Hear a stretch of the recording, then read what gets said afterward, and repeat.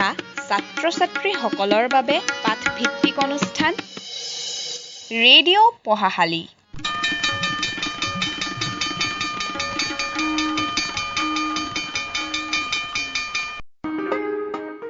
A healthy mother and a healthy child are the foundation of a healthy society.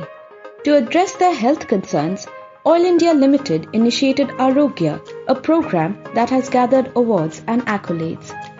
From medical care for expecting mothers to vaccination of newborns, for the last 8 years, this project has served more than 30,000 beneficiaries.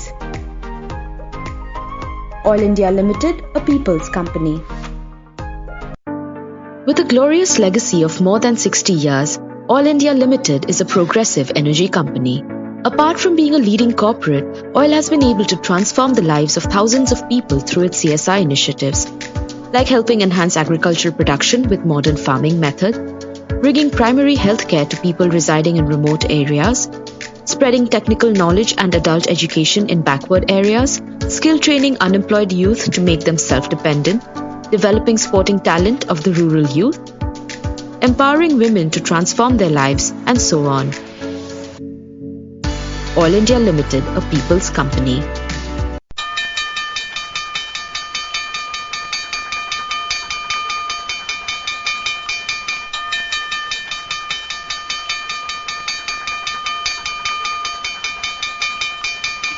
এয়া ছাত্ৰ-ছাত্ৰীসকলৰ বাবে পাঠভিত্তিক অনুষ্ঠান radio' পঢ়াশালী।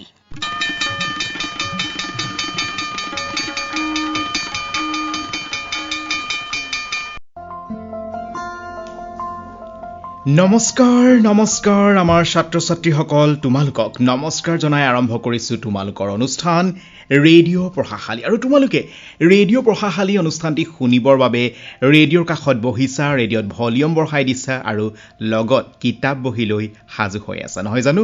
আৰু এয়া radio' Brahmaputra 90.4 FM আৰু এয়া তোমালোকৰ অনুষ্ঠান ৰেডিঅ' পঢ়াশালী। অইল ইণ্ডিয়া লিমিটেডৰ সমৰ্থনত সৰ্বশিক্ষা অভিযান ডিব্ৰুগড় আৰু এবিটাৰ সহযোগিতাত কথা ব্ৰহ্মপুত্ৰ প্ৰস্তুতি আৰু ৰেডিঅ' ব্ৰহ্মপুত্ৰৰ দ্বাৰা প্ৰচাৰিত এয়া ছাত্ৰ-ছাত্ৰীসকলৰ বাবে বিশেষ অনুষ্ঠান ৰেডিঅ' পঢ়াশালী। আজিৰ ৰেডিঅ' পঢ়াশালী অনুষ্ঠানৰ জৰিয়তে আমাৰ ষ্টুডিঅ'ত উপস্থিত আছে ডিব্ৰুগড় জিলাৰ জয়পুৰ শিক্ষাখণ্ডৰ শুকানী দীঘলীয়া মধ্য ইংৰাজী বিদ্যালয়ৰ শিক্ষাগুৰু ললিন টাই ছাৰ। আৰু ছাৰে আজি বিশেষভাৱে ষষ্ঠ শ্ৰেণী অৰ্থাৎ ক্লাছ 6ৰ ছাত্ৰ-ছাত্ৰীসকলৰ বাবে গণিত বিষয়ৰ পাঠদান লৈ আহিছে।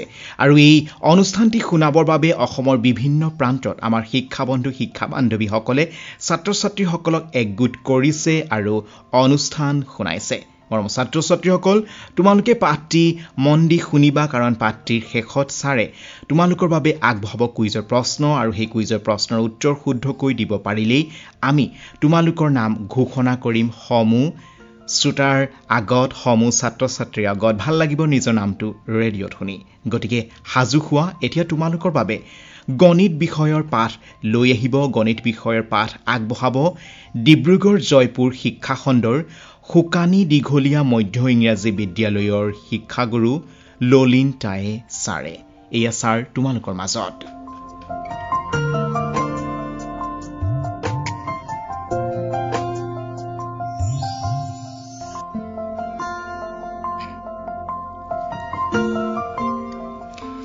মোৰ মৰমৰ ছাত্ৰ-ছাত্ৰীসকল, কালি তোমালোকৰ ষষ্ঠ শ্ৰেণীৰ প্ৰাথমিক আকৃতিসমূহ এই পাঠটিৰ মই প্ৰথম অংশখিনি তোমালোকৰ আগত পাঠদান কৰিলোঁ।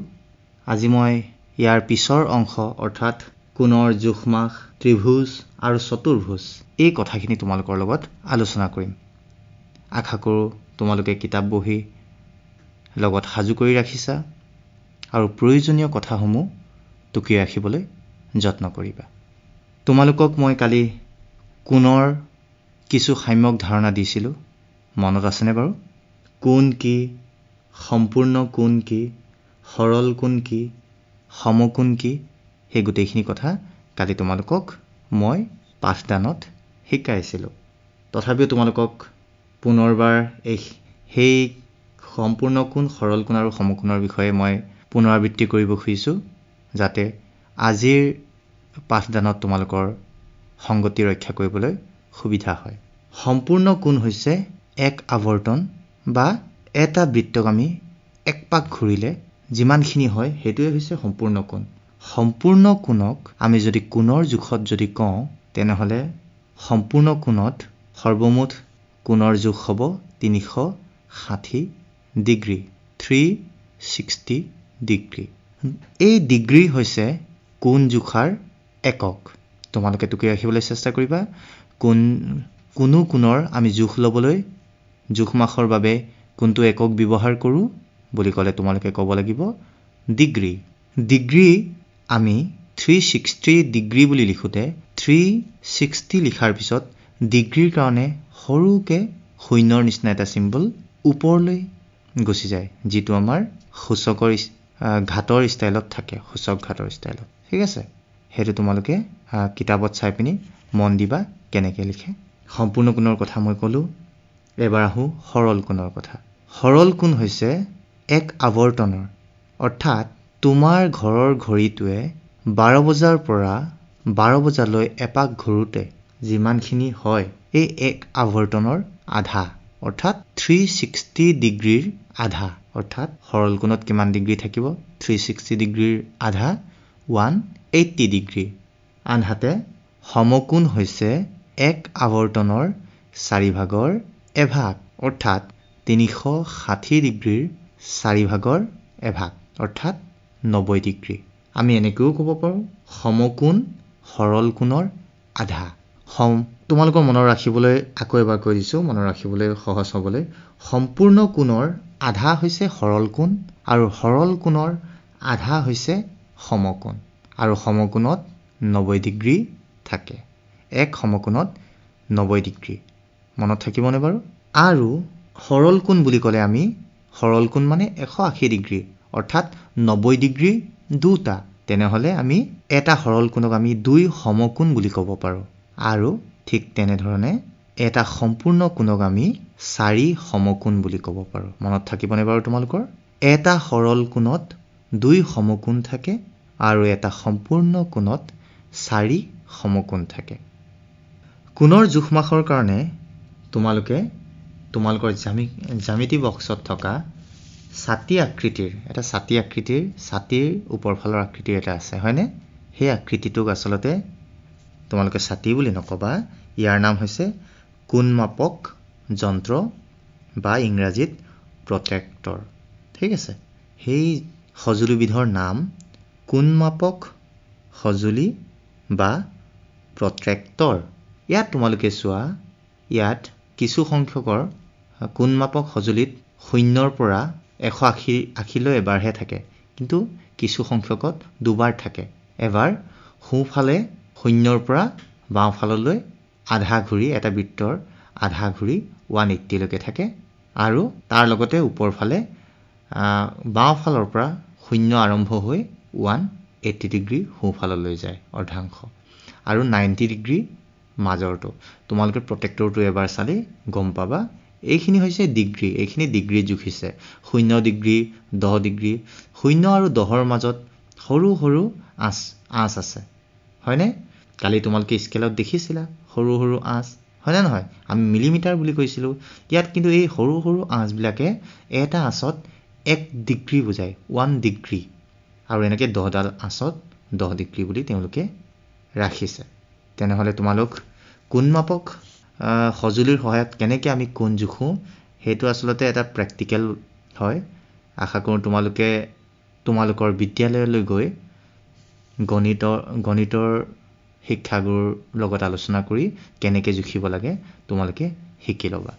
মই আজি তোমালোকক কিছুমান ধাৰণা, কোণৰ লগত জড়িত কিছুমান ধাৰণা দিব খুজিছোঁ।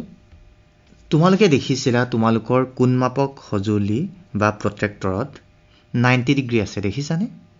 এই 90 ডিগ্ৰীতকৈ যদি সৰু হয় কোনো এটা কোণ, তুমি জুখি লোৱাৰ পিছত কোনো এটা কোণ 90 ডিগ্ৰীতকৈ যদি সৰু হয়, অৰ্থাৎ 0 ডিগ্ৰীৰ পৰা 90 ডিগ্ৰীৰ যদি ভিতৰত হয়, তেতিয়া সেই কোণটোক আমি সূক্ষ্ম কোণ বুলি কওঁ। কি বুলি কওঁ বাৰু? সূক্ষ্ম কোণ।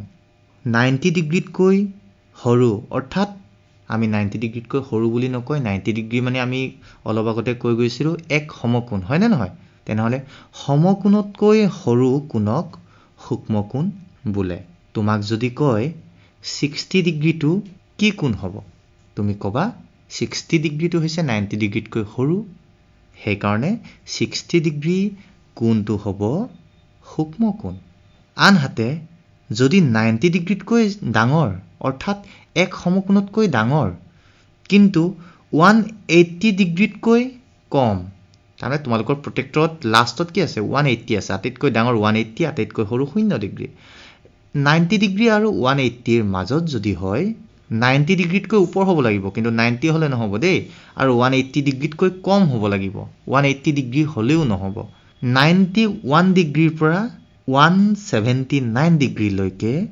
সেই কোণখিনিক কোৱা হয় স্থূলকোণ কি কোণ বুলি কওঁ স্থূলকোণ অৰ্থাৎ এক সমকোণতকৈ ডাঙৰ কিন্তু 180 ডিগ্ৰী মানে কি আছিলে বাৰু অলপ আগতে মই কৈছিলোঁ 180 ডিগ্ৰী মানে সৰল কোণ কালিও কৈছিলোঁ সৰল কোণত 180 ডিগ্ৰী থাকে 180 ডিগ্ৰী আমি নিলিখি ইয়াত লিখিব পাৰোঁ এক সমকোণতকৈ ডাঙৰ কিন্তু সৰল কোণতকৈ সৰু কোণবোৰক স্থূলকোণ বোলে যদি পৰীক্ষাত তোমালোকৰ আহে 167 ডিগ্ৰী কোণটো কি কোণ হ'ব তোমালোকে সেই পৰ্যবেক্ষণ কৰি পাবা যে 167 ডিগ্ৰী কোণটো 90 ডিগ্ৰীতকৈ ডাঙৰ অৰ্থাৎ এক সমকোণতকৈ ডাঙৰ কিন্তু সৰল কোণতকৈ 180 ডিগ্ৰীতকৈও কম তেনেহ'লে সেইটো নিশ্চয় স্থূলকোণত পৰিব আৰু তোমালোকে উত্তৰ লিখিবা স্থূলকোণ 167 ডিগ্ৰী হৈছে স্থূলকোণ 90 ডিগ্ৰী হোৱাৰ লগে লগে তোমালোকে গম পালাই সমকোণ বুলি কয় 180 ডিগ্ৰী হোৱাৰ লগে লগে আমি সৰল কোণ বুলি কওঁ 90 ডিগ্ৰীতকৈ সৰু 0 ডিগ্ৰীতকৈ যদি ডাঙৰ হয় তেনেহ'লে সেই কোণটোক আমি কওঁ সূক্ষ্মকোণ 90 ডিগ্ৰীতকৈ ডাঙৰ কিন্তু 180 ডিগ্ৰীতকৈ সৰু যদি হয় সেই কোণটোক কওঁ আমি স্থূলকোণ ইয়াৰ উপৰিও এটা কোণ আছে যিটো তোমালোকে প্ৰটেক্টৰত বিচাৰি নাপাবা হয়নে আমি এটা কথা কৈছিলোঁ কি কৈছিলোঁ তোমালোকক এটা সম্পূৰ্ণ কোণত কিমান ডিগ্ৰী থাকে 360 ডিগ্ৰী অৰ্থাৎ দুটা প্ৰটেক্টৰ লগাব লাগিব হয়নে নহয় এতিয়া 180 ডিগ্ৰীক আমি সৰল কোণ বুলি কওঁ 180 ডিগ্ৰীৰ পিছলৈ যদি আৰু যদি আগবাঢ়ি যায় তেনেহ'লে সেই কোণটো কি বুলি ক'ব সৰল কোণতকৈ যদি কোনো কোণ যদি ডাঙৰ হয় মনত ৰাখিবা সৰল কোণতকৈ যদি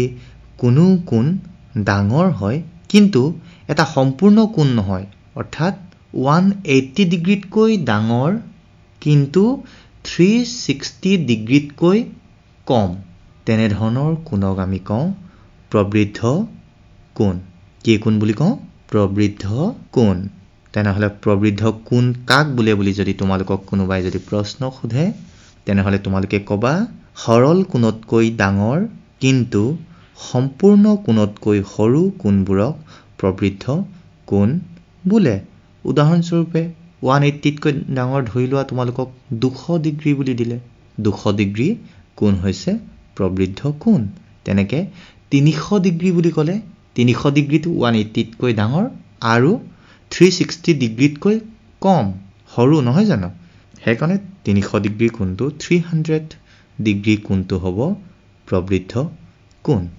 তোমালোকে কোণমান যন্ত্ৰ ব্যৱহাৰ কৰি সূক্ষ্ম কোণ এটা সূক্ষ্ম কোণ এটা স্থূল কোণ আৰু এটা প্ৰবৃদ্ধ কোণ তোমাৰ যেটো পছন্দ হয় যিমান ডিগ্ৰী পছন্দ হয় আঁকিবা আৰু তোমালোকৰ বিদ্যালয়ৰ ছাৰ বাইদেউক দেখুৱাবলৈ চেষ্টা কৰিবা তোমালোকে ভুল হ'লেও আঁকিবলৈ চেষ্টা কৰিবা বুলি মই আশা ৰাখিছোঁ এয়া হৈছে আমাৰ কোণৰ প্ৰকাৰ আকৌ এবাৰ মই অনুকিয়াও কোণৰ প্ৰকাৰ আমি কিমান পালোঁ তিনি প্ৰকাৰৰ আমি কোণৰ জোখ পালোঁ সদ্যহতে সূক্ষ্ম কোণ স্থূল কোণ আৰু প্ৰবৃদ্ধ কোণ ইয়াৰ উপৰিও কোণৰ প্ৰকাৰ সম্পূৰ্ণ কোণো এটা কোণৰে প্ৰকাৰ সৰল কোণ সমকোণ গোটেইখিনি কোণ সেই গোটেই কোণবোৰক আমি এটা এককৰ দ্বাৰা জোখ মাখ কৰোঁ আৰু সেই এককটোৰ নাম হৈছে ডিগ্ৰী আশা কৰিছোঁ তোমালোকে এইখিনি বুজি পাইছা এতিয়া মই তোমালোকক ত্ৰিভুজ সম্পৰ্কে ধাৰণা দিবলৈ কৈছোঁ। ত্ৰিভুজ বুলি কোৱাৰ লগে লগেই তোমালোকৰ মনলৈ আহিছেই চাগে তৃতীয় শ্ৰেণী, চতুৰ্থ শ্ৰেণী, পঞ্চম শ্ৰেণীত তোমালোকে কিছুমান আকৃতি পাই আহিছা, হয়নে? তাতে ত্ৰিভুজ নামৰ আকৃতিটোও আছিলে। মনত পৰিছেনে বাৰু তোমালোকৰ? সেই ত্ৰিভুজটোৰ বাহু কেইটা আছিলে বাৰু? কাৰোবাৰ মনত আছেনে বাৰু? সেই ত্ৰিভুজৰ বাহুৰ সংখ্যা আছিলে 3। বাহু মানে তোমালোকে বুজি পাইছানে বাৰু? 3ডাল ৰেখাখণ্ড যোগ হৈ এটা ত্ৰিভুজ গঠন কৰে। 3ডাল ৰেখাখণ্ড। সেই ৰেখাখণ্ডবোৰকে ত্ৰিভুজৰ ক্ষেত্ৰত আমি বাহু বুলি কৈছোঁ। ত্ৰিভুজ এটা বন্ধ আকৃতি হয়। বন্ধ আৰু খোলা আকৃতিৰ সম্পৰ্কে তোমালোকে ক্লাছ 6ৰে আগৰ অধ্যায়খিনিত তোমালোকে পাই আহিছা। ত্ৰিভুজ এটা বন্ধ আকৃতি আৰু ত্ৰিভুজৰ 3ডাল বাহু থাকে। এতিয়া ত্ৰিভুজৰ অকল 3ডাল বাহুৱে নাথাকে, ত্ৰিভুজৰ আৰু কেইটামান অংগ আছে। ত্ৰিভুজত 3ডাল বাহু থাকে, ত্ৰিভুজত 3টা কোণ থাকে, হয়নে? কালি তোমালোকক ত্ৰিভুজ এটা মই দেখুৱাইছিলোঁ তোমালোকৰ পাঠৰে। সেই ত্ৰিভুজটো যেতিয়া আমি বাহুখিনি জোখমাখ লৈছিলোঁ তাত ত্ৰিভুজ এটা দেখিছিলা। ত্ৰিভুজটোত তোমালোকে 3টা চুক পাইছিলা, হয়নে? সেই 3টা চুকটোৱে হৈছে কোণ হ'ল। এতিয়া ত্ৰিভুজৰ 3টা কোণ আছে, যিটোক আমি অন্তঃকোণ বুলি কওঁ, ভিতৰৰ কোণ। ত্ৰিভুজৰ 3টা কোণ আছে আৰু ত্ৰিভুজত 3টা শীৰ্ষবিন্দু থাকে। শীৰ্ষবিন্দুৰ কথাও তোমালোকক কৈছিলোঁ, হয়নে? 2ডাল বাহু লগ হৈ য'ত লগ হৈছে 2ডাল বাহুৰ সেই লগ হোৱা অংশটোৱে হৈছে তোমালোকৰ শীৰ্ষবিন্দু। তেনেকৈ ত্ৰিভুজৰ লগ হোৱা অংশ 3টা আছে। তোমালোকে এতিয়াও কৰি চাব পাৰা, তোমালোকৰ লগৰ প্ৰত্যেকজনৰে এডাল এডাল কলম আছে নিশ্চয়। কলমকেইডাল তোমালোকে সিটোৰ লগত ত্ৰিভুজৰ নিচিনাকৈ লগ লগাই চোৱা। সিজনৰ কলম সিজনৰ কলমৰ যিটো আগফালে লগ হৈছে সেই লগ হোৱা দুখৰেই হৈছে শীৰ্ষবিন্দু, আৰু এই শীৰ্ষবিন্দুটোতেই এটা কোণ সৃষ্টি হৈছে ভিতৰ ফাললৈ, হয়নে? সেই কোণটোৱে হৈছে ত্ৰিভুজটোৰ এটা কোণ। সেই ত্ৰিভুজৰ যিহেতু আমাৰ 3টা কোণ অন্তঃকোণ আছে বুলি ক'লোঁ, এই 3টা অন্তঃকোণৰ মাপ কিমান হ'ব পাৰে তোমালোকে জানানে বাৰু কোনোবাই? সেই ত্ৰিভুজৰ 3টা অন্তঃকোণৰ সমষ্টি হৈছে 180 ডিগ্ৰী। তাৰমানে এটা সৰল কোণৰ সমান। তোমালোকে সেই কথাটো মনত ৰাখিবা, ভৱিষ্যতে প্ৰয়োজন হয়।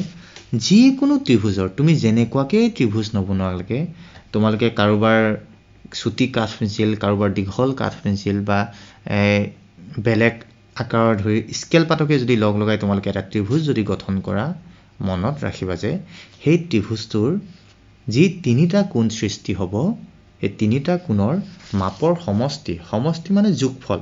এই 3টা কোণত যদি কোণৰ মাপবোৰ আমি জুখি কোণমান যন্ত্ৰ বা কোণমাপক যন্ত্ৰ বা প্ৰটেক্টৰে আমি জুখি পিনি যদি মাপবোৰ আমি যোগ কৰোঁ, তেনেহ'লে তাৰ সমষ্টি বা যোগফল আমি সদায় 180 ডিগ্ৰী পাম। তোমালোকে টুকি ৰাখিবা, সেই কথাটো ভৱিষ্যতেও প্ৰয়োজন হ'ব। আকৌ এবাৰ মই কওঁ তোমালোকৰ সুবিধাৰ কাৰণে, ত্ৰিভুজৰ 3টা বাহু থাকে, ত্ৰিভুজৰ 3টা কোণ থাকে, ত্ৰিভুজৰ 3টা শীৰ্ষবিন্দু থাকে। সেইখিনি হৈছে ত্ৰিভুজৰ অংগ। আৰু এটা কথা মই কৈছিলোঁ, যিকোনো ত্ৰিভুজৰ অন্তঃকোণ 3টাৰ সমষ্টি বা যোগফল সদায় 180 ডিগ্ৰী, 180 ডিগ্ৰী। এতিয়া আহোঁ, যিহেতু ইয়াত ক'লে যিকোনো প্ৰকাৰৰ যিকোনো ত্ৰিভুজ বুলি ক'লে, হয় নে নহয়? যিকোনো ত্ৰিভুজ বুলি কৈছে যেতিয়া ত্ৰিভুজৰ আকাৰ আকৃতিও নিশ্চয় বেলেগ আছে, হয়নে?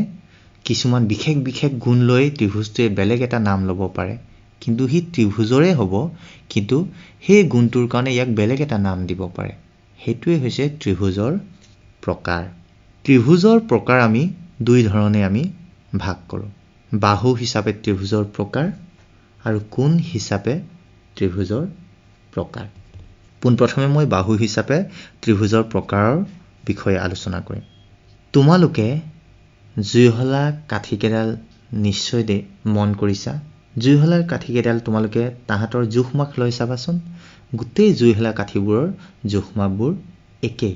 তেনেকুৱা জুইশলাৰ 3টা কাঠি তোমালোক ল'বা, ঠিক আছে যদি ওচৰত আছে লৈ লোৱা তোমালোক হাতত তিনিডাল জুই হলাৰ কাঠি লৈ লোৱা সেই কাঠিখিনি ত্ৰিভুজ আকৃতি দিবলৈ চেষ্টা কৰা সেই ত্ৰিভুজটোত তোমালোকে কি দেখিলা ত্ৰিভুজটোৰ তিনিডাল যিটো জুই হলাৰ কাঠি আমি ত্ৰিভুজটোৰ বাহু বুলি আমি কৈছো সেই বাহু কেইডাল সমান হয়নে জুই হলাৰ কাঠি কেইডাল যেহেতু সমান সেই ত্ৰিভুজটোৰ বাহু কেইডালো সমান তেনেকুৱা ধৰণৰ ত্ৰিভুজক আমি কওঁ সমবাহু ত্ৰিভুজ হল যিবোৰ ত্ৰিভুজৰ তিনিওটা বাহু পৰস্পৰ সমান তাৰমানে হিতুৱে হিতুৰ লগত সমান তেনে ধৰণৰ ত্ৰিভুজক আমি সমবাহু ত্ৰিভুজ বোলে সম মানে সমান বাহু মানে বাহুবোৰ ত্ৰিভুজ সমান বাহুৰ ত্ৰিভুজ নামটোতে ওলাই আছে নহয়নে সম মানে সমান যদি তোমালোকে জুইহলাৰ কাঠি এডাল তাৰ পৰা যদি অতৰাই দিয়া বা জুইহলাৰ কাঠিটো যদি তোমালোক এডাল কাঠি দুডাল কাঠি তোমালোক থৈ দিয়া এডাল কাঠি তাৰ পৰা অলপ ভাঙি দিয়া ছুটি কৰি দিয়া বা কেতিয়াবা তোমালোকৰ বহিৰ ক্ষেত্ৰত তোমালোক দীঘলু কৰিব পাৰা কিন্তু তুমি এতিয়া ছুটি কৰি দিলে তোমাৰ কাৰণে সুবিধাজনক হ'ব হয়নে তাহাত দুটাৰ লগত সমান হ'ব নালাগে তেনেহলে আমি কি দেখিছো হেতুৰ পৰা যেটো ত্ৰিভুজ গঠন কৰিছো অলপমান আগৰটোতকৈ অলপমান আকৃতিটো অলপ বেলেগ লাগিছে হয়নে এতিয়া ত্ৰিভুজটোত যেহেতু দুডাল জুইহলাৰ কাঠি আমি একো লৰচক নাই বা ভাঙি দিয়া নাই জুইহলাৰ কাঠি দুডাল সমান কিন্তু তৃতীয়ডাল আমি জুইহলাৰ কাঠি ভাঙি দিছো তাৰমানে ছুটি হ'ল বা দুডাল জুইহলাৰ কাঠিও তুমি লগ লগাই দিব পাৰা কিন্তু হেতু কৰিলে তোমাৰ ত্ৰিভুজটো গঠন কৰিবলৈ অসুবিধা হ'ব সেই কাৰণে তোমাক ভাঙি দিবলৈ কোৱা হৈছে জুইহলাৰ কাঠিটো এতিয়া যেটো ত্ৰিভুজ গঠন হৈছে তাৰ দুডাল বাহুৱে সমান হৈ থাকিল তৃতীয়ডাল বাহু ছুটি বা দীঘল হৈ থাকিল তেনেকুৱা ধৰণৰ ত্ৰিভুজক আমি কওঁ সমদ্বিবাহু ত্ৰিভুজ সম মানে সমান দ্বি মানে দুই বাহু তাৰমানে দুটা বাহু সমান সম দ্বি বাহু সমান দুটা বাহু সমদ্বিবাহু ত্ৰিভুজ সমদ্বিবাহু ত্ৰিভুজ কাক বোলে বুলি যদি তোমালোকক প্ৰশ্ন কৰে তোমালোকে ক'ব পাৰিবা যে এটা ত্ৰিভুজৰ দুটা বাহু পৰস্পৰ সমান হলে তাক সমদ্বিবাহু ত্ৰিভুজ বোলা হয় এতিয়া তোমালোকে আৰু এটা বাহু হিচাপে ত্ৰিভুজৰ প্ৰকাৰৰ আৰু এটা ত্ৰিভুজৰ প্ৰকাৰ এটা আছে যেটো একেবাৰে সহজ বুলি ক'ব পাৰে তোমালোকৰ ওচৰত যদি বেলেগ বেলেগ ধৰণৰ যদি কলম আছে বা বেলেগ বেলেগ জোখৰ কলম যদি আছে তোমালোকে গুটাই ল'ব পাৰা হেতু ত্ৰিভুজ এটা আঁকিব পাৰা বেলেগ বেলেগ জোখৰ হ'ব লাগিব বা বেলেগ বেলেগ কোম্পানীৰ হ'ব লাগিব একে কোম্পানীৰ কলম হলে নহব চাবা তোমালোকে হিতুৱে হিতুৰ লগত যাতে সমান নহয় সেইখিনি জয়েন কৰি এটা ত্ৰিভুজ গঠন কৰা তোমালোক নিশ্চয় গঠন কৰিছা সেই গঠন হোৱা ত্ৰিভুজৰ এডাল বাহু হিতু হিতুৰ লগত সমান নহয় তেনেকুৱা ধৰণৰ ত্ৰিভুজবোৰক কোৱা হয় বিষম বাহু ত্ৰিভুজ অৰ্থাৎ বিষম মানে বিসম সমান নহয় তাৰমানে তেনেকুৱা সমান নহয় যিবিলাক ত্ৰিভুজৰ প্ৰতিটো বাহুৰ জোখ বেলেগ বেলেগ যিবিলাক ত্ৰিভুজৰ প্ৰতিটো বাহুৰ জোখ বেলেগ বেলেগ তেনেকুৱা ত্ৰিভুজক আমি বিষম বাহু ত্ৰিভুজ বুলি কওঁ তেনেহলে তোমালোকে বাহু হিচাপে ত্ৰিভুজৰ কেইটা প্ৰকাৰ পালা বাহু হিচাপে আমি ত্ৰিভুজৰ তিনিটা প্ৰকাৰ পালো সমবাহু ত্ৰিভুজ যাৰ তিনিডাল বাহু সমান সমদ্বিবাহু ত্ৰিভুজ যাৰ মাত্ৰ দুটা বাহু পৰস্পৰ সমান আৰু বিষমবাহু ত্ৰিভুজ যাৰ প্ৰতিটো বাহুৱে বেলেগ বেলেগ জোখৰ তোমালোকে নিশ্চয় বুজি পাইছা চেষ্টা কৰিবা চাবা তোমালোক মনৰ ৰাখিবা বাহু হিচাপে ত্ৰিভুজৰ প্ৰকাৰ বুলি যেতিয়া আমি কওঁ আমি ত্ৰিভুজৰ বাকি অংগবোৰ নাচাওঁ ত্ৰিভুজৰ যেহেতু তিনটা অংগ আছিল হয়নে শীৰ্ষবিন্দু বাহু আৰু কোণ সেই তিনটা অংগৰ আমি বাহু হিচাপে ত্ৰিভুজৰ প্ৰকাৰ কৰোঁতে বাহু অংশটোহে চাওঁ শীৰ্ষবিন্দুও নাচাওঁ শীৰ্ষবিন্দু এনেও থাকে বা আমি অকল কোণ নাচাওঁ মাত্ৰ বাহু চাওঁ বাহুখিনি তোমালোক চাই পৰ্যবেক্ষণ কৰি ত্ৰিভুজৰ সেই তিনিটা প্ৰকাৰ পাবা এতিয়া আহো আমি কোণ হিচাপে ত্ৰিভুজৰ প্ৰকাৰ কোণ হিচাপে এবাৰ আমি বাহু হিচাপে নাচাওঁ আমি কোণ চাওঁ কোণ হৈছে ত্ৰিভুজৰ আন এটা অংগ নহয় জানো কোণ হিচাপে ত্ৰিভুজৰ প্ৰকাৰো তিনি প্ৰকাৰে হয় সূক্ষ্মকোণী ত্ৰিভুজ সমকোণী ত্ৰিভুজ আৰু স্থূলকোণী ত্ৰিভুজ নামবোৰ অলপ চিনাকি লাগিছে নহয়নে বাৰু? সূক্ষ্মকোণী, আমি সূক্ষ্মকোণৰ কথা কৈছিলোঁ। সমকোণী, আমি সমকোণৰ কথা কৈছিলোঁ। ইয়াত কোণী আছে দেখিছানে?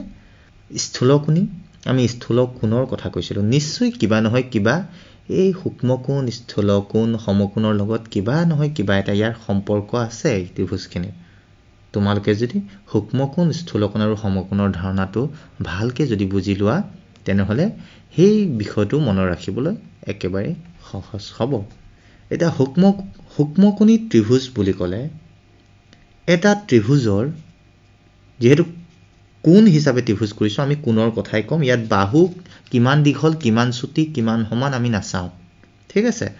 সূক্ষ্মকোণী ত্ৰিভুজ বুলি ক'লে যি ত্ৰিভুজৰ প্ৰতিটো কোণেই সূক্ষ্মকোণ, অৰ্থাৎ প্ৰতিটো কোণেই 90 ডিগ্ৰীতকৈ সৰু হ'ব লাগিব।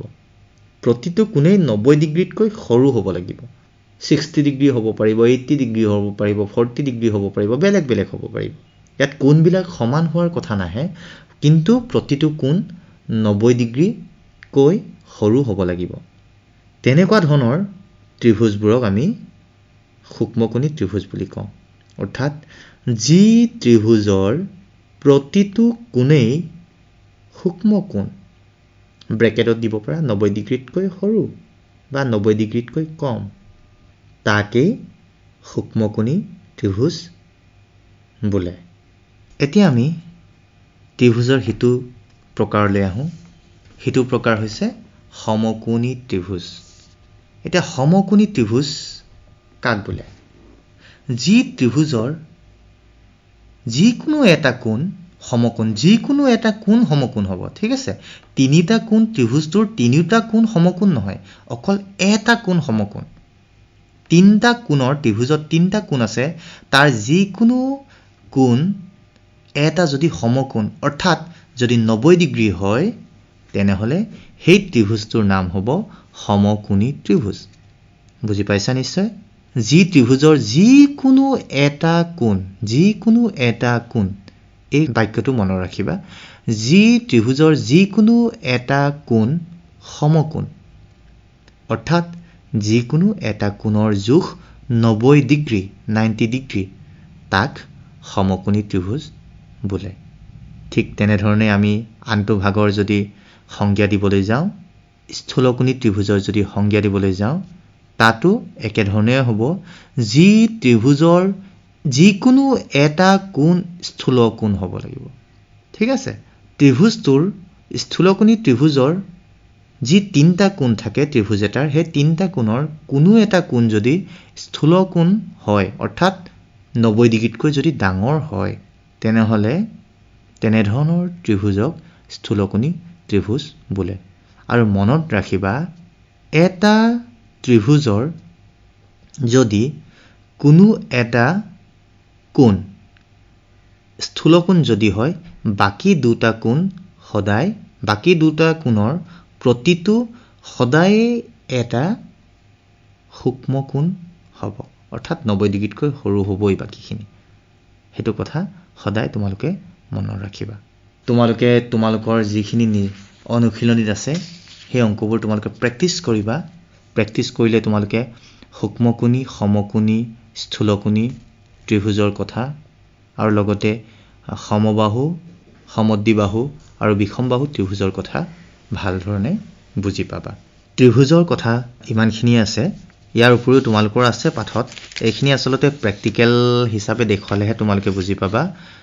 তোমালোকে লিখি ৰাখিবা ত্ৰিভুজৰ মধ্যমা, ত্ৰিভুজৰ উন্নতি, সেইকেইটা কথা তোমালোকে বিদ্যালয়ত ছাৰৰ লগত বহি আলোচনা কৰি শিকি ল'বা।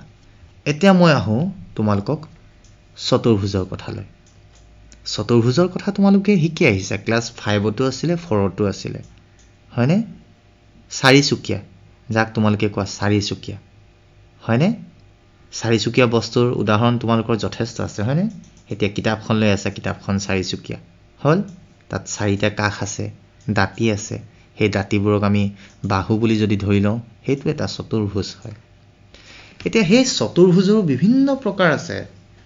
যেনেকৈ ত্ৰিভুজৰ বিভিন্ন প্ৰকাৰ আছে, তেনেকৈ চতুৰ্ভুজৰো বিভিন্ন প্ৰকাৰ আছে। তাহাঁতৰ আকৃতি, যি গঠন ভংগী, চেহেৰাবোৰ চাই, হয়নে? তাহাঁতৰ ধৰ্মবোৰ চাই, ধৰ্ম থাকে তাহাঁতৰ কিছুমান, নিয়ম থাকে, অকাৰ নিয়ম, সেইখিনি চাই তাহাঁতৰ বিভিন্ন ধৰণৰ নাম দিয়া হয়। সেইবোৰৰ মই এটা এটাকৈ তোমালোকক বুজাই যাওঁ চিৰিয়েলি, সিটোৰ লগত সিটোৰ অলপ অলপ সম্পৰ্ক হৈ গৈ থাকে। তোমালোকে সমান্তৰাল ৰেখাৰ কথা পাই আহিছা, হয়নে?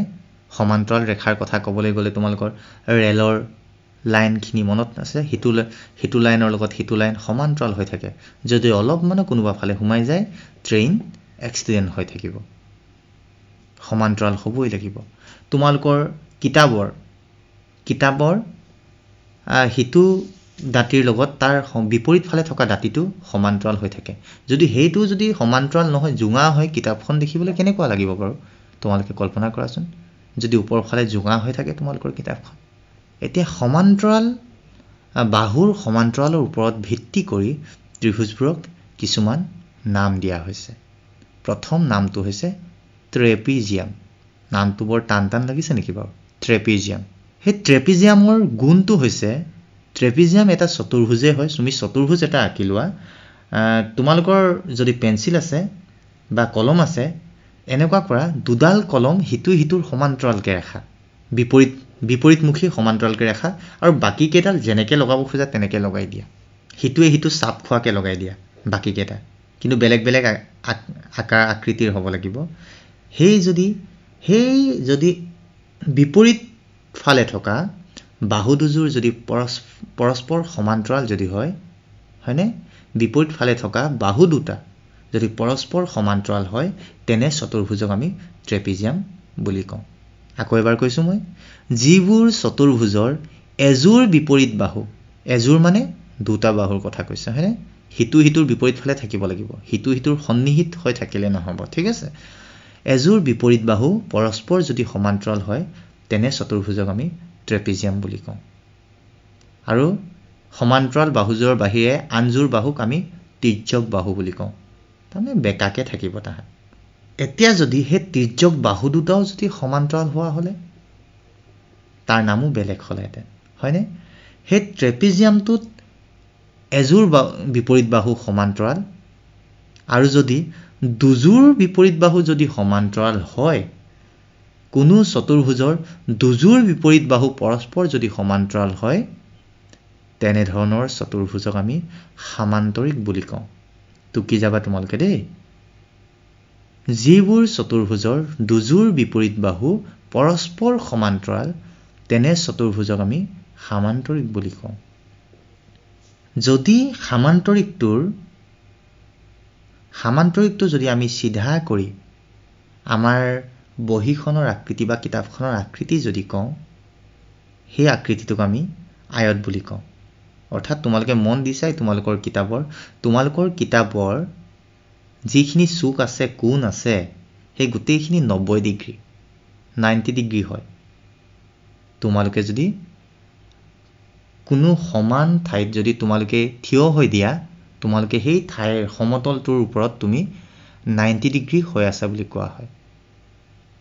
কোনো এটা বস্তু কোনো এটা সমতলৰ ওপৰত চিধাকৈ থিয় হৈ থাকিলে সেইটো 90 ডিগ্ৰী। তোমালোকৰ কিতাপখনৰো এটা দাঁতি সিটো দাঁতিৰ ওপৰত থিয় হৈ আছে, সেইকাৰণে এইটো সেই কোণটো হৈছে 90 ডিগ্ৰী। আৰু তেনেকুৱা ধৰণৰ সামন্তৰিক হ'ব লাগিব কিন্তু দেই। তেনেহ'লে আয়তৰ কথা যদি কওঁ, আমি ক'ব লাগিব আয়তটো এটা সামান্তৰিক বুলি কোৱাৰ লগে লগে তোমালোকে বুজি পাইছা, দুযোৰ বিপৰীত বাহু সমান, তাৰ লগতে আয়তৰ লগত যোগ কৰিব লাগিব আটাইকেইটা কোণেই সমকোণ, সেইটোৱে যোগ কৰিবা তোমালোক। যিবোৰ সামান্তৰিকৰ আটাইকেইটা কোণেই সমকোণ, তেনে সামান্তৰিকবোৰক আয়ত বোলে।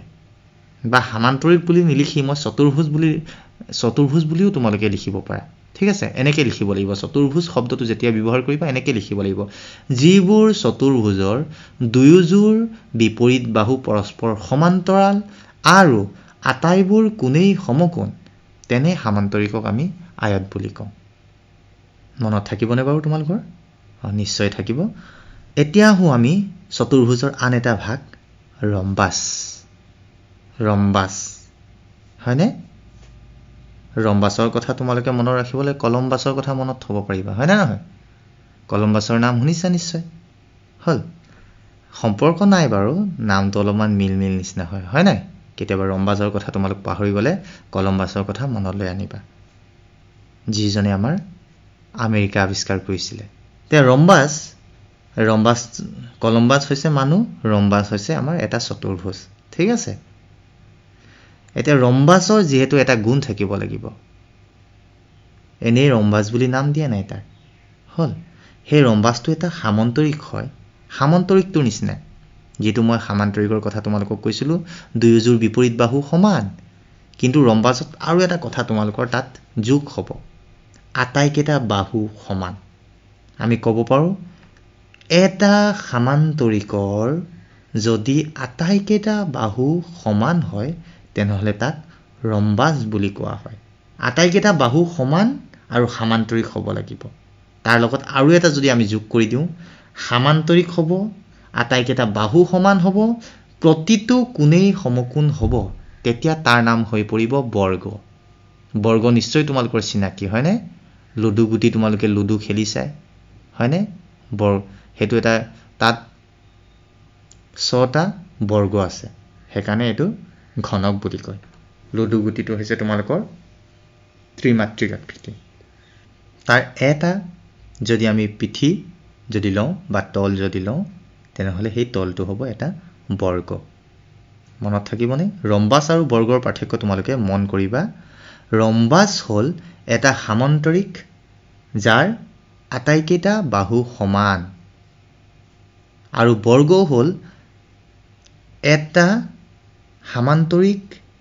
আটাইকেইটা বাহু সমান আৰু লগতে আন এটা তোমালোকৰ কথা যোগ হৈছে হেতু হৈছে আটাইকেইটা কোণেই সমকোণ বৰ্গৰ সংজ্ঞা তোমালোকে ছুটিকে এনেকেও দিব পাৰা হয়নে বৰ্গ হৈছে এটা ৰম্বাছ যাৰ আটাইকেইটা কোণেই সমকোণ এনেকেও দিব পাৰা তোমালোক হল কিন্তু আমি সামান্তৰিকৰ ওপৰত যদি তোমালোক নাম লৈ যদি লিখা তেনেহলে বেছি অৰ্থখিনি স্পষ্টকে ওলাব আৰু তোমালোকৰ বুজিবলৈ সহজ হ'ব আশা কৰিছো তোমালোকে এই গোটেইখিনি কথা বুজি পালা এটা কথা তোমালোকে জানি থবা কোণৰ সদায় অন্তৰ্ভাগ আৰু বহিৰ্ভাগ দুই ভাগ থাকে হল আমি যিবিলাক এতিয়ালৈকে আলোচনা কৰি আছো কোণৰ কথা মই অন্তৰ্ভাগৰ কথাই কৈ আছো বহিৰ্ভাগৰ কথা কোৱা নাই তোমালোকে ইয়াৰ পিছৰ পৰ্যায়ত বহিৰ্ভাগৰ কথাও বহিৰ্ভাগক বহিকোণ ভিতৰ ভাগক অন্তঃকোণ বুলি কয় মই যেতিয়া ত্ৰিভুজৰ কোণৰ সমষ্টি বুলি নকয় মই তাত এটা শব্দ ব্যৱহাৰ কৰিছো ত্ৰিভুজৰ অন্তঃকোণৰ সমষ্টি 180 ডিগ্ৰী সদায় মনত ৰাখিবা তোমালোকে কোণৰ সমষ্টিটো নিলিখি অন্তঃকোণৰ সমষ্টি হেতু লিখিবা যেটো সম্পূৰ্ণ অৰ্থখিনি তাত ফুটি উঠিব তেনেকে যিবিলাক চিত্ৰৰ গোটেইখিনি আকৃতি চতুৰ্ভুজ হওক ত্ৰিভুজেই হওক সেইখিনি এটা বন্ধ বক্ৰ যটো খোলা নাই তাহাতৰ গোটেই হিতু বাহু হিতুৱে হিতুৰ লগত বক্ৰবোৰ লগ লাগি থাকে ইয়াৰো অন্তৰ্ভাগ আৰু বহিৰ্ভাগ থাকে সেইখিনি তোমালোকে প্ৰেক্টিছ কৰিবা আজি সময়ো হৈ আহিছে মই ইয়াৰ পিছত তোমালোকক সেই যিমানখিনি শিকালো এইখিনিৰ ওপৰত ভিত্তি কৰি তিনটা সৰু সৰু আকৌ আজি প্ৰশ্ন লৈ আহিছো তাৰ আগতে তোমালোকক মই সেই প্ৰশ্নখিনি দিয়াৰ আগতে তোমালোকক কালিৰ প্ৰশ্নখিনিৰ মই উত্তৰখিনি কৈ দিব লৈছো তোমালোকে নিশ্চয় হোৱাটছএপ যোগে বহুখিনিয়ে পঠিয়াইছা আৰু ভাল লাগিছে বহুখিনিয়ে বহুত ধুনীয়াকৈ শুদ্ধ উত্তৰ দি পঠিয়াইছা আজি মই উত্তৰখিনি আকৌ এবাৰ কৈ দিছো তোমালোকে মিলাই চোৱাচোন কালিৰ প্ৰথম প্ৰশ্নটো আছিলে 15 সেন্টিমিটাৰত কিমান মিলিমিটাৰ উত্তৰটো আছিলে 150 মিলিমিটাৰ হয়নে কাৰণ 1 সেন্টিমিটাৰত 10 মিলিমিটাৰ তেনেহলে 15 সেন্টিমিটাৰত 150 মিলিমিটাৰ হল কোৱেশ্চন নম্বৰ 2 আছিলে এটা সম্পূৰ্ণ আৱৰ্তনৰ আধা অংশত কিমান ডিগ্ৰী থাকে মই অলপ আগতে সেইখিনি আকৌ ক'লোৱে হয়নে নহয় ক্লাছৰ আৰম্ভণিতে এটা সম্পূৰ্ণ আৱৰ্তনৰ আধা অংশত 180 ডিগ্ৰী থাকে আৰু এটা মই প্ৰশ্ন দিছিলোঁ তোমালোকক এটা ঘড়ীৰ ঘণ্টাৰ কাঁটাডাল 10 বজাৰ পৰা 1 বজাত অৱস্থান কৰোঁতে সৃষ্টি হোৱা কোনটো হ'ব 10 বজাৰ পৰা 1 বজালৈ নিশ্চয় তোমালোকে ঘৰৰ ঘড়ীটো কৰি চাইছিলা হয়নে নহয় তোমালোকে নিশ্চয় কৰি চাইছিলা সেইটো এটা প্ৰেক্টিকেল কুৱেশ্যন আছিলে তোমালোকে যাতে ঘৰৰ যদি পুৰণা ঘড়ী আছে এনেকৈ চাবাচোন তোমালোকে কৰি পুৰণা ঘড়ী যদি ঘৰত আছে সেইটো তোমালোকে চালে গম পাব যে তাত এক সমকোণ থাকিব হয়নে ঘড়ীটোৰ 4 ভাগৰ এভাগ হেতুৱে দখল কৰিব ঘড়ীটোক যদি সমানে 4 ভাগ কৰা তাৰ এভাগ দখল কৰিব নিশ্চয় তোমালোকে সেইখিনি উত্তৰ ধুনীয়াকে ক'ব পাৰিবা এতিয়া সেই উত্তৰখিনি তোমালোকক ফলাফল ঘোষণা কৰিব ফলাফল ঘোষণা কৰাৰ আগতে মই আজিৰ প্ৰশ্নখিনিও তোমালোকক কৈ লওঁ বুলি ভাবিছোঁ আৰু তাৰ পিছতে মই তোমালোকৰ লগত ফলাফল ঘোষণাৰ পিছত তোমালোকৰ লগত কথোপকথন কৰিম তোমালোকৰ লগত তোমালোকৰ কেনে পালা সেইখিনি আলোচনা কৰিবলৈ চেষ্টা কৰিম আজিৰ প্ৰশ্নখিনিৰ কাৰণে তোমালোক বহি কলম লৈ সাজু হোৱা লিখি ৰাখিবলৈ চেষ্টা কৰা তোমালোকৰ হোৱাটছএপ নম্বৰ কিহত পঠাব লাগিব আকৌ ক'বই সকলো সাজু হৈছে নিশ্চয় আজিৰ কুইজৰ কাৰণে ঠিক আছে মই আৰম্ভ কৰিছোঁ প্ৰবৃদ্ধ কোণবোৰ কুৱেশ্যন নম্বৰ 1 প্ৰবৃদ্ধ কোণবোৰ সৰল কোণতকৈ প্ৰবৃদ্ধ কোণবোৰ সৰল কোণতকৈ তাত মই খালী ঠাই দিছোঁ ডেছ দিছোঁ ইয়াৰ সেই খালী ঠাইটোত কি বহিব তাৰ অপশ্যনখিনি মই দিছোঁ এ নম্বৰ অপশ্যন হৈছে সৰু বি নম্বৰ অপশ্যন হৈছে ডাঙৰ চি নম্বৰ অপশ্যনটো হৈছে সমান প্ৰশ্নটো আকৌ এবাৰ পঢ়ি দিছোঁ প্ৰবৃদ্ধ কোণবোৰ সৰল কোণতকৈ ডেছ মানে খালী ঠাই এ নম্বৰ অপশ্যনটো হৈছে সৰু বি নম্বৰ অপশ্যন হৈছে ডাঙৰ চি নম্বৰ অপশ্যন হৈছে সমান এতিয়া আহিছোঁ মই 2 নম্বৰ প্ৰশ্নটোলৈ কোণ হিচাপে ত্ৰিভুজ কেই প্ৰকাৰৰ প্ৰশ্নটো মন দিয়া তোমালোকে কোণ হিচাপে ত্ৰিভুজ কেই প্ৰকাৰৰ অপশ্যন এ 6 প্ৰকাৰৰ অপশ্যন বি 4 প্ৰকাৰৰ অপশ্যন চি 3 প্ৰকাৰৰ আকৌ এবাৰ মই অপশ্যনখিনি কৈছোঁ অপশ্যন এ 6 প্ৰকাৰৰ অপশ্যন বি 4 প্ৰকাৰৰ অপশ্যন চি 3 প্ৰকাৰৰ এতিয়া আহোঁ মই 3 নম্বৰ প্ৰশ্নটোলৈ ইয়াত মই কেইটামান কোণৰ নাম দিম কেইটামান চিত্ৰৰ নাম দিম প্ৰশ্নটো হৈছে তলত দিয়া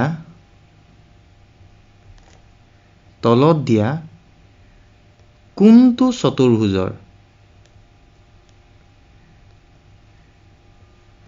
তলত দিয়া কোনটো চতুৰ্ভুজৰ 4টা বাহু সমান আৰু প্ৰতিটো কোণ সমকোণ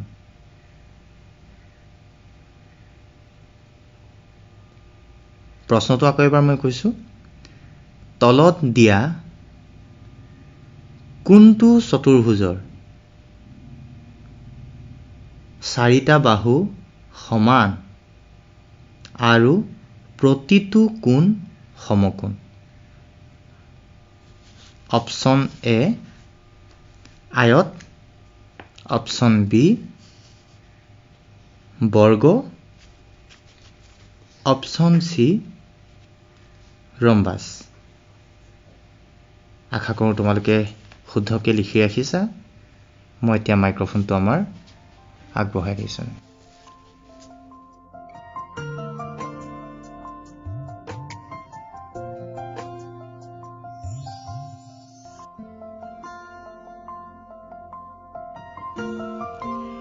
ছাত্ৰ ছাত্ৰীসকল, তোমালোকে ইতিমধ্যে আজিৰ কুইজৰ প্ৰশ্নকেইটাও লাভ কৰিলা আৰু এই কুইজৰ প্ৰশ্নকেইটাৰ উত্তৰ তোমালোকে কিদৰে দিবা, কেনেকৈ দিবা? একেবাৰে সহজ। উত্তৰ দিবৰ বাবে উত্তৰ দিবা তোমালোকে হোৱাটছএপ কৰি, আৰু প্ৰথমেই লিখিব লাগিব এখন কাগজত একেবাৰে ওপৰত আজিৰ তাৰিখটো, তাৰপাছতে তোমাৰ নাম, বিদ্যালয় নাম, তাৰপাছতে 1 নম্বৰ লিখি 1 নম্বৰ প্ৰশ্নৰ উত্তৰ, 2 নম্বৰ লিখি 2 নম্বৰ প্ৰশ্নৰ উত্তৰ, 3 নম্বৰ লিখি 3 নম্বৰ প্ৰশ্নৰ উত্তৰটো লিখিবা। তাৰপাছত সেই কাগজখন ফটো মাৰি হোৱাটছআপ যোগে আমালৈ প্ৰেৰণ কৰি দিবা। এই নম্বৰত 9954489439। পুনৰবাৰ কৈ দিছোঁ 9954489439। মনত ৰাখিবা, যেতিয়া তোমালোকে লিখিবা তেতিয়া কাঠ পেঞ্চিলেৰে নহয় কলমেৰে লিখিবা, তেতিয়াহে আমি তোমালোকৰ আখৰবিলাক স্পষ্টকৈ ধৰিব পাৰোঁ। আৰু ধুনীয়াকৈ লিখিবা আৰু লিখি আমালৈ প্ৰেৰণ কৰি দিবা। আমাৰ নম্বৰ হৈছে 9954489439। আৰু তোমালোকে চিন্তা কৰিব নালাগে, ছাৰে তোমালোকৰ বাবে আজিৰ কুইজৰ প্ৰশ্নকেইটা পুনৰবাৰ আগবঢ়াব। কিন্তু তাৰ আগতে আমি যিহেতু কালি আমাৰ ৰেডিঅ' পঢ়াশালী অনুষ্ঠানৰ জৰিয়তে তোমালোকৰ বাবে গণিতৰ বিষয়ৰ প্ৰশ্ন লৈ আহিছিল, আৰু গণিতৰ বিষয়ৰ পাঠ লৈ আহোঁতে সেই পাঠটিৰ ওপৰত ভিত্তি কৰি তোমালোকৰ বাবে কুইজৰ প্ৰশ্ন আগবঢ়াইছিল, আৰু সেই কুইজৰ প্ৰশ্নৰ উত্তৰ দি তোমালোকে আমালৈ হোৱাটছএপ কৰিছিলা, আৰু কোনে কোনে শুদ্ধকৈ উত্তৰ দি আমালৈ উত্তৰ প্ৰেৰণ কৰিছিলা আমি তোমালোকৰ নাম এতিয়া ঘোষণা কৰিম। ধেমাজি সৰ্বোদয় হাইস্কুলৰ তৰালি বানাই, সৰ্বোদয় হাইস্কুলৰ জিমি বানাই, তিনিচুকীয়া পানীতোলা উচ্চ মধ্য বালিকা বিদ্যালয়ৰ চঞ্চলা কৰ্মকাৰ, তিনিচুকীয়া খাঞ্জিখোৱা এমই স্কুলৰ নমিতা তেলী,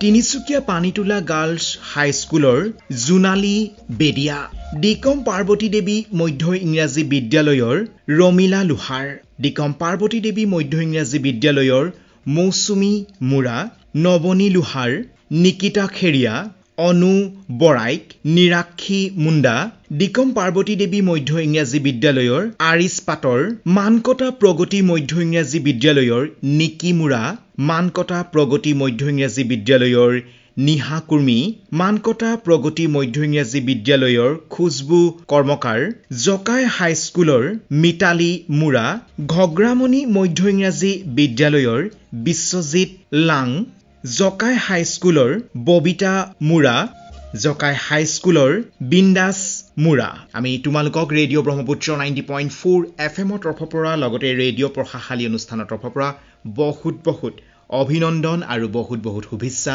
জ্ঞাপন কৰিলোঁ। ছাত্ৰ ছাত্ৰীসকল, তোমালোকে শুনি আছা তোমালোকৰ অনুষ্ঠান ৰেডিঅ' পঢ়াশালী, আৰু এয়া radio' Brahmaputra 90.4 FM। Oil India লিমিটেডৰ সমৰ্থনত সৰ্বশিক্ষা অভিযান ডিব্ৰুগড় আৰু এবিটাৰ সহযোগিতাত কথা ব্ৰহ্মপুত্ৰৰ প্ৰস্তুতি আৰু ৰেডিঅ' ব্ৰহ্মপুত্ৰৰ দ্বাৰা প্ৰচাৰিত এয়া ছাত্ৰ ছাত্ৰীসকলৰ বাবে বিশেষ অনুষ্ঠান ৰেডিঅ' পঢ়াশালী। আৰু আজিৰ ৰেডিঅ' পঢ়াশালী অনুষ্ঠানৰ জৰিয়তে আমাৰ ষ্টুডিঅ'ত উপস্থিত থাকি ষষ্ঠ শ্ৰেণী অৰ্থাৎ ক্লাছ 6ৰ ছাত্ৰ ছাত্ৰীসকলৰ বাবে গণিত বিষয়ৰ পাঠ আগবঢ়ালে ডিব্ৰুগড় জয়পুৰ শিক্ষাখণ্ডৰ শুকানী দীঘলীয়া মধ্য ইংৰাজী বিদ্যালয়ৰ শিক্ষাগুৰু ললিন টায়ে। আৰু ছাৰক আমি বহুত বহুত ধন্যবাদ জ্ঞাপন কৰিছোঁ। আৰু ছাৰক এতিয়া আমি পুনৰবাৰ অনুৰোধ জনাম আজিৰ কুইজৰ প্ৰশ্নকেইটা এবাৰ পুনৰবাৰ কৈ দিবৰ বাবে। ছাত্ৰ ছাত্ৰীসকল, তোমালোক সাজু হোৱা, যদি কিবা থাকি গৈছে লিখি ল'বা। ছাৰে এতিয়া তোমালোকৰ বাবে পুনৰবাৰ আগবঢ়াব আজিৰ কুইজৰ প্ৰশ্নকেইটা। ছাত্ৰ ছাত্ৰীসকল, মই পুনৰবাৰ আকৌ এবাৰ তোমালোকক প্ৰশ্নখিনি কৈ দিম, তোমালোকে অলপো ভুল নকৰাকৈ যাতে টুকি ৰাখিব পাৰা। কুৱেশ্যন নম্বৰ 1, প্ৰবৃদ্ধ কোণবোৰ সৰল কোণতকৈ, খালী ঠাই দিছোঁ, অপশ্যন এ সৰু, অপশ্যন বি ডাঙৰ, অপশ্যন চি সমান। কুৱেশ্যন নম্বৰ 2, কোণ হিচাপে ত্ৰিভুজ কেই প্ৰকাৰৰ? অপশ্যন এ 6 প্ৰকাৰৰ, অপশ্যন বি 4 প্ৰকাৰৰ, অপশ্যন চি 3 প্ৰকাৰৰ। কুৱেশ্যন নম্বৰ 3 অৰ্থাৎ অন্তিমটো প্ৰশ্ন, তলত দিয়া কোনটো চতুৰ্ভুজৰ 4টা বাহু সমান আৰু প্ৰতিটো কোণ সমকোণ? অপশ্যন এ আয়ত, অপশ্যন বি বৰ্গ আৰু অপশ্যন চি ৰম্বাস। হয়, আৰু আমাৰ ছাত্ৰ ছাত্ৰীসকল তোমালোকে এই প্ৰশ্নকেইটাৰ উত্তৰ দিবা আজিৰ দিনটোৰ ভিতৰতে। উত্তৰ দিবৰ বাবে একেবাৰে সহজ। কি কৰিবা, এখন কাগজত প্ৰথমে একেবাৰে ওপৰত লিখিবা আজি তাৰিখটো, তাৰ পাছতেই তোমাৰ নাম লিখিবা, বিদ্যালয়খনৰ নাম লিখিবা, তাৰপাছত 1 নম্বৰ লিখি 1 নম্বৰ প্ৰশ্ন উত্তৰ, 2 নম্বৰ লিখি 2 নম্বৰ প্ৰশ্ন উত্তৰ, 3 নম্বৰ লিখি 3 নম্বৰ প্ৰশ্ন উত্তৰ লিখিবা। তাৰপাছত আৰু সেই কাগজখন ফটো মাৰি হোৱাটছআপ যোগে আমালৈ প্ৰেৰণ কৰি দিবা এই নম্বৰত 9954489439। পুনৰবাৰ কৈ দিছোঁ 9954489439। আৰু তোমালোকে কলমেৰে লিখিবলৈ চেষ্টা কৰিবা। কলমেৰে লিখিলেহে আমি তোমালোকৰ আখৰবিলাক স্পষ্টকৈ ধৰিব পাৰোঁ। আৰু আজিৰ দিনটোৰ ভিতৰতে উত্তৰ প্ৰেৰণ কৰিবা আৰু শুদ্ধকৈ উত্তৰ দিব পাৰিলে আমি তোমালোকৰ নাম কালিলৈ ঘোষণা কৰিম সমুচোতাৰ আগত। ভাল লাগিব। আৰু এইখিনিতে জনাই দিছোঁ এই ৰেডিঅ' পঢ়াশালী অনুষ্ঠানটি অসমৰ বিভিন্ন প্ৰান্তত আমাৰ শিক্ষাবন্ধু শিক্ষা বান্ধৱীসকলে শুনাই আছে ক'ভিড প্ৰট'কল মানি ছাত্ৰ ছাত্ৰীসকলক। আৰু আমাৰ শিক্ষাবন্ধু শিক্ষা বান্ধৱীসকলক বহুত বহুত ধন্যবাদ জ্ঞাপন কৰিছোঁ।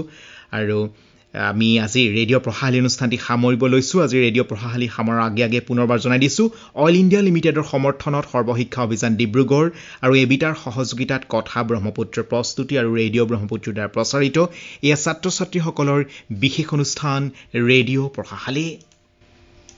We are the fastest growing energy company. With a network of 1,157 kilometers of crude oil and natural gas pipeline rushing through 78 rivers. Opening new energy frontiers by tapping unconventional energy sources like wind and solar. With a belief and commitment to serve the nation, making us one powerful entity. With over 8,000 passionate employees, working hard in difficult terrain, pushing boundaries, transforming India's energy landscape. We stand ready with innovative prowess to write another history, fueling the nation and contributing to India's energy security. We are Oil India Limited.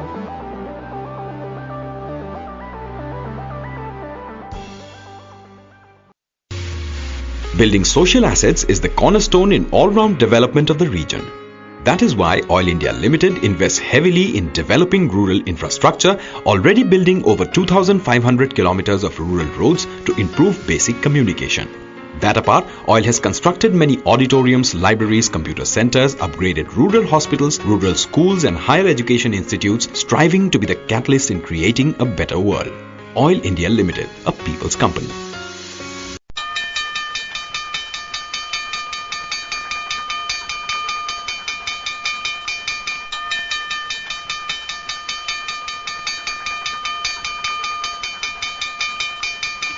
এয়া ছাত্ৰ ছাত্ৰীসকলৰ বাবে পাঠভিত্তিক অনুষ্ঠান radio' পঢ়াশালী।